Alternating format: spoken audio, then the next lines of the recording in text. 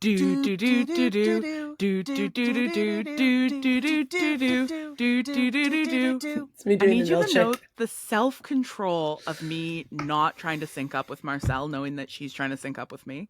And it just never sinks. Oh, not even close. It just Not never even goes. close. Always syncs for me. No way. Yeah, because I let it sync for you. Is that how that works? Oh. Okay. Let's see. I wrote so many things. Okay, I'm going to start with thinking about. I have 3 things, but we have time, so that's nice. Towards the end, you were talking about, or Marcel, you were like, I'm curious. They keep adding more things. It keeps getting more absurd, more surreal, and that Hannah's less interested in like the box of it, and maybe that's because of like an orientation towards reading it as Kafkaesque. I also just wonder if like that's like our desire to be a viewer outside of it. Like we expect there to be an answer, I think. Yes. And it's also, and it's like, are they, no, you can talk actually in this one. As long as I mostly have the mic. No. But as long as what you're saying is yes. Yes. As long as you're emphatically agreeing. But so it's like, I'm thinking about Lost because I know that was like such a disappointment to people. And there's part of me that's like, I didn't watch the show, but like at what point did fans of the show, were there fans of the show who recognized like, that's not what the project of the show is? Was it a failure or is that just not the project of the show? I don't know. But for Severance specifically, it feels like it could be part of the like form of the show that like, that's not really what they're headed towards, is like a conclusion for people where it allows the audience to be outside of it. And that's like, yeah, there is no answer. It's going to be your experience of watching this show is going to be Kafkaesque. You're going to go down one corridor. I think you've solved it. And they do that too formally with the episodes in season 2. No content spoilers here for people, but like the second or third episode kind of like leads you up to a point in one direction of the character, and then the next episode picks up sort of at a different point in time and leads you out further before we've figured out what happened at this storyline. And there's something, if you were to actually map it out, Kafkaesque about your experience of the narrative as well. And I just wonder if like that, if that's the expectation, should we accept now that we may never actually get this answer if the show goes on for more seasons? Oh my gosh. I mean, one thing that this is making me think about, Coach, is how like, because the way that our phones and algorithms and search engines work now is if you using your phone have looked up one thing related to a show, all of a sudden all of your news items, all of your ads, all of everything are going to in some way or another be shaped by that one search that you did, right? And so I will get in my news feed all kinds of like content related to Severance that I have no interest in. Like there was this one headline, I did not click on it. I don't think it's for an actual show, or sorry, I don't think it's for an actual like piece of journalism. I'm pretty sure it's just this like blog post or something. And it's like, why does Mark call his sister Persephone in this moment? And it's like, you guys are asking way the wrong questions about the show. Like, that's not a thing for you to be diving into. If you want to know about the goats, cool. I get that. But like that one, that's the wrong question. Yeah. But is that just because of the approach that I'm taking to the show, right? I'm like, oh, the show is about this. The show is not about that. Yeah. I don't know. I mean, I don't have a sort of intention of the creator's answer, but what I do think is interesting is that the fan relation to the show maps onto the severed characters trying to solve the puzzle of what they're doing. Right? So like the characters are also coming up with kooky theories about what they're actually doing on what macro data refinement actually is, and like what the goats are for and who, right? So it's this like you're trying to solve the puzzle box, but like is the puzzle box just another box? Yeah. Like is it actually part of sort of the trap? Right. Is like trying to solve something on the terms of a context that is puzzle like on purpose to distract you from more important questions. Well, I think it's like, yeah, compared using the comparison of the metamorphosis and having Marcel be like, do we ever find, which you were prompted to ask, but it's like, do we ever find out like how that happened? And it's like that how question, I'm kind of like, oh no. Like I feel like I should divest from the how of the show. And I think I mean, just as a viewer on like a personal note, not really like high level, I think that is sort of how I encounter it. Like I'm excited by the unraveling and I definitely crave an answer.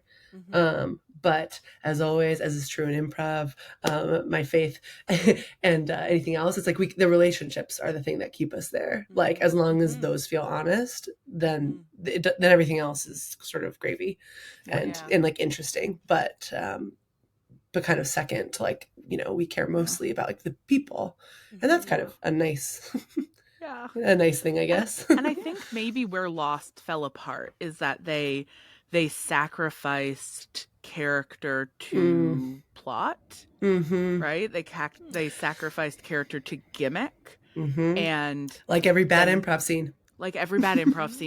So like all of Marvel these days, right? Like so much stuff is like we don't actually need like real lived connections. Yeah. We just need like a fun idea. And it's like, it's like, we'll forgive everything if we care about the people. 100%. And I think, that's so far what the show is really nailing. Yeah. Is like, well, we actually just care really deeply about these characters. I think that maybe that's why I find Milchick so fascinating, is because I truly think that his performance as the manager and as the disciplinarian is like fundamentally evil.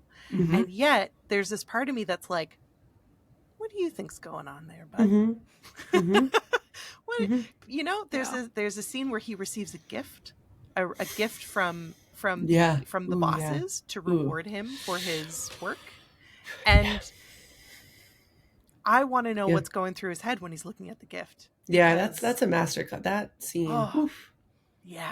You'll know it when you see it. If you haven't. I mean, I feel the same way about Patricia Arquette's entire performance. Yeah. Right? Is like ultimately I find myself deeply concerned with the emotional landscape of this character.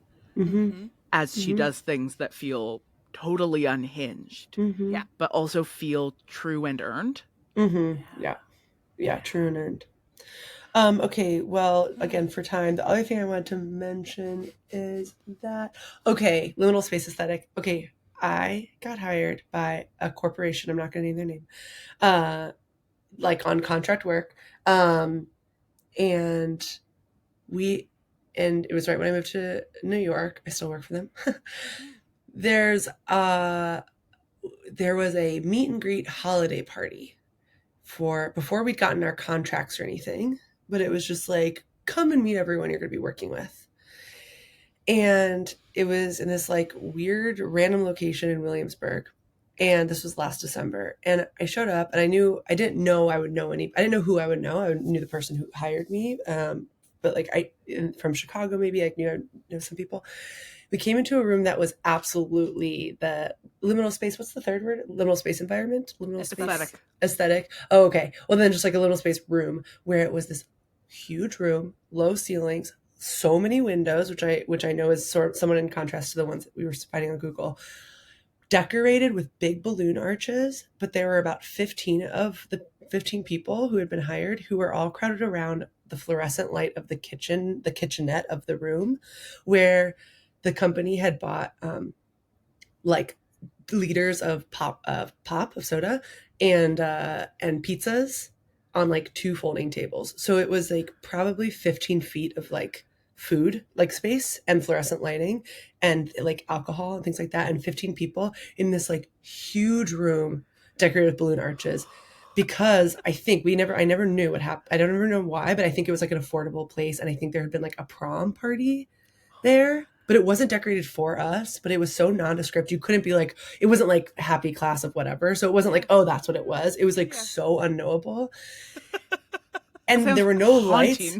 It was so weird. It was so weird. And it was like a corporate like meeting grade. And what was crazy was like, what's wild is like, this company has a lot of money. It's backed by like, it's a private equity company owns it. So it's like, but they clearly didn't have a budget for this, mostly like very low level workers.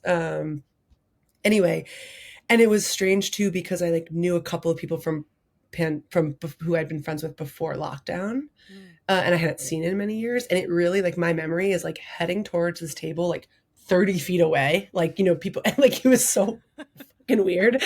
And then like out of the crowd, my friend comes out and is like, oh my God, hey. And we like met each other. Like oh my God, how have you been? And they were like, yeah, I moved back home during lockdown. So like they'd been off the map for like 4 years. Like it was so, there's nothing to say about it except that we were describing that, you two were describing it. And I was just like, I have experienced that, and have at the time being like, this is weird. And everyone was like, yeah, it is weird. But we all stayed. And also I was thinking about like alienation from joy. And it's like, there was something really joyous about that night, reunited with a friend, free food in an economy where it's nice to be fed, free alcohol. And it was just like, oh, this probably cost them like $200 or like maybe $300.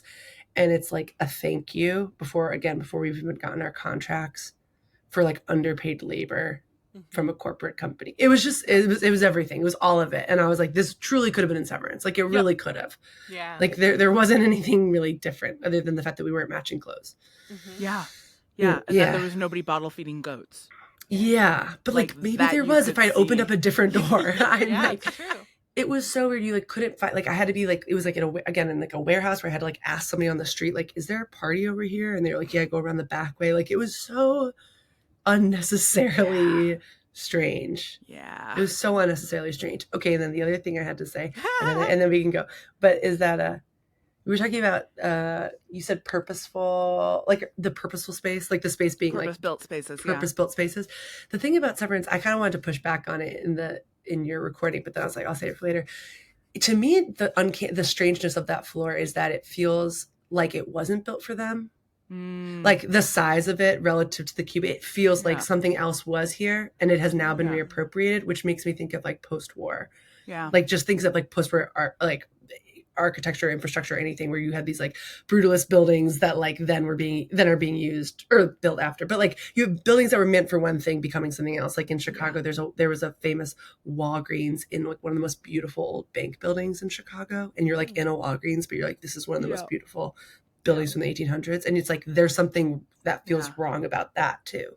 I think that's part of the creepiness. It's like, this is a purpose-built building, maybe but not it's for this not purpose. being used for the purpose it was built for, right? It's like their floor is so big. Their floor is so big. All of these hallways, all of these doors, like all of that evokes functionality. Yeah. But it's like, but for what? Because there's nobody here. And that's what creates that sinister contrast. Yeah. And I still feel that in post-lockdown. I mean, I don't know if y'all still feel that, but I don't know if your universities feel that way, but like, oh, fucking ghost town. Yeah. Still. It's definitely, it has improved significantly. I remember when I showed up on campus for my convocation ceremony, which happened like a year and a half, 2 years after I graduated. I finished my degree, and I went to our floor, and there was another person who was convocating with me, and she was like, I'm so excited to go check out our floor. And I was like, there's not going to be anyone there. So just so you know. Yeah. And it's weird because it's like, it's almost, you know how you become habituated to the new thing? And it's almost like I've forgotten how weird it is that the floor is empty, because the fact that there's 1/5 of the number of people who I used to see, and the fact that we like literally don't use one half of the building anymore, and we just never go there. I've forgotten how empty it is. Yeah, it's strange. You can get used to anything if they give you enough music dance experiences. Slide between the surreal and the banal. Yeah. Mm-hmm. Yeah. And if they don't want you to think about it, there are condos being built in Chicago in old school buildings, and you're like, oh, they're like, isn't it like? I mean, it's so grim. It's like, oh, you closed a public school, and then 2 years later, someone made $1 gazillion and is going to make even more by like turning it into homes. And it's like, isn't that cool? And it's like, no. Yeah. No, it's really sad. The building was built for educating kids. Yeah. Yeah, but Yeah. if we just squeeze more of the kids in the same classroom, we can close some of those and turn them Yeah. into condos. So great point. Yeah. All right. 40 Well, kids we to a live. class. What's the problem? A lot of things are Kafkaesque, and it's really fun that now you've empowered all of us with the tool of being able to use the term accurately. Yeah, get out there. Get out there and say it all you want. Cool. Okay. Do, Milkshake dance. My way out. Do do do do do do do do do do do do do do do.